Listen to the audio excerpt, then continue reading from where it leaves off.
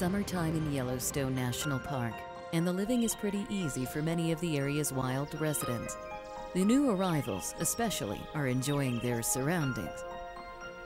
Daily challenges are simple things like reaching to get an afternoon snack or trying to get a grip. Life in the park is good. But when winter arrives, Yellowstone becomes an entirely different world. Now the surroundings bring on different challenges for the animals that decide to stay here.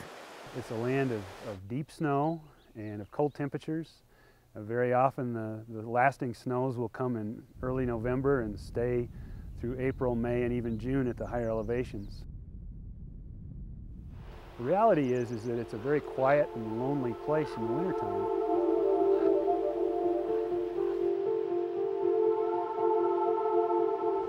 Temperatures in the park can plummet to 60 degrees below zero. And snow depths can reach up to 4 feet in some areas.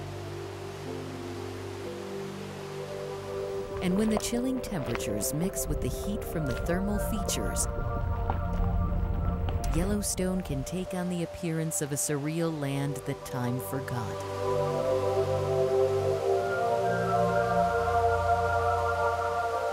But despite the frigid air and layers of snow, a lot of the wildlife here seem to take things in stride. The larger animals tend to migrate to areas that are suitable during the wintertime.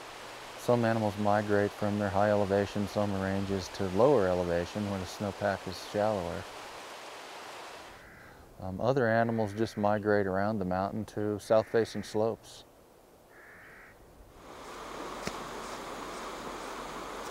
And then in some cases, animals will even go up to a little higher elevation along the windswept ridges and winter just fine.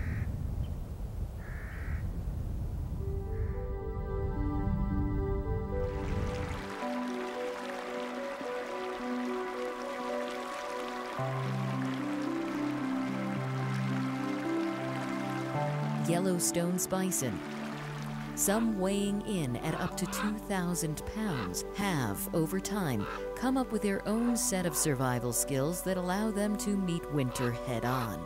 Bison have a unique ability to get down through the deeper snow with their head by using it as a large broom and just sweeping out of the way and developing feeding craters. Probably the first best feature for bison is that large body size. They've also got an interesting adaptation where they can modify their body temperature, and so the core temperature of their body may be quite a lot warmer than the temperature of their feet and their lower legs, and that allows them to walk around in the cold snow and in the cold water without really affecting their core temperature.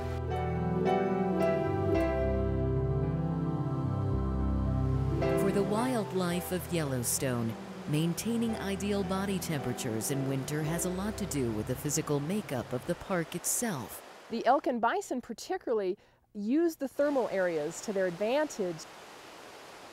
And they don't essentially very often get right in the hot water. Much of it is too hot and would burn them just as it would burn us. But they use the warm ground where the snow melts. Even though the snow depth right now around us is an average of 2 feet or more, on these thermal areas there are a lot of places where they're bare ground, and if we reach down and touch it, the ground feels warm to the touch. Well, the animals know that as well. So the resident bison and elk make great use of these thermal areas every winter.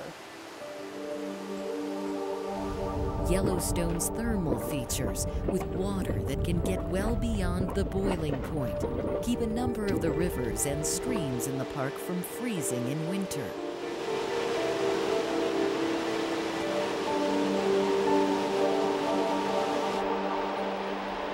And the wildlife are quick to take advantage of it.